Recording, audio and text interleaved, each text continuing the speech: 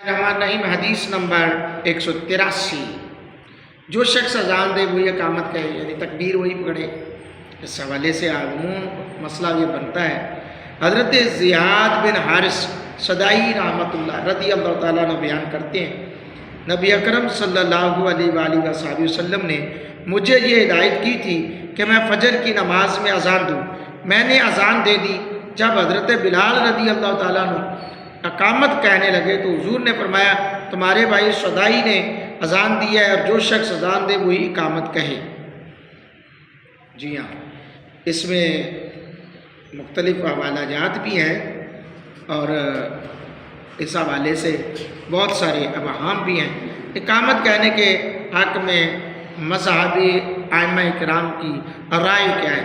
امام اعظم ابو حنیفہ رحمۃ اللہ علیہ کا موقف ہے کہ اقامت مؤذن کا حق ہے، اس کی اجازت سے دوسرا شخص بھی اقامت کہہ سکتا ہے، اس کی اجازت کے بغیر اقامت کہنا مکروہ ہے۔ آپ کی دلیل حضرت عبداللہ بن زید رضی اللہ تعالیٰ عنہ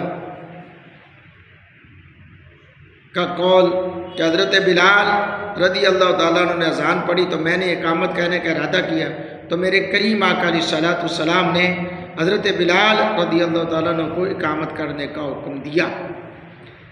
نمبر 2، حضرت زیاد بن حارث رضی اللہ تعالیٰ عنہ کا بیان ہے کہ حضور علیہ السلام نے فرمایا جو شخص اذان کہے وہی اقامت پڑھے۔ امام شافعی رحمۃ اللہ علیہ کا موقف ہے کہ مؤذن کا اقامت کہنا واجب ہے۔ جی ہاں، ان کا تو موقف ہے کہ مؤذن کا کہنا اقامت کہنا واجب ہے، اس کی اجازت یا اجازت کے بغیر دوسرا شخص ہرگز اقامت نہیں پڑھ سکتا۔ امام مالک اور امام احمد رحمۃ اللہ تعالیٰ کا نقطہ نظر یہ ہے کہ مؤذن کی طرف سے اجازت ہونے یا نہ ہونے کہ دونوں کی صورت میں بلا کراہت دوسرا شخص اقامت پڑھ سکتا ہے۔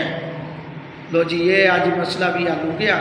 بہت سے لوگوں کے اندر ابہام ہے، ہاں اجازت کے بغیر نہیں پڑھنی چاہیے، اگر کسی کو برا لگتا ہو تو وہ اور زیادہ غلط ہے، لہٰذا اگر کوئی کہہ دیتا جی ٹھیک ہے جی خوشی خوشی جی آپ اقامت پڑھیں تو جو وہ جائز ہے۔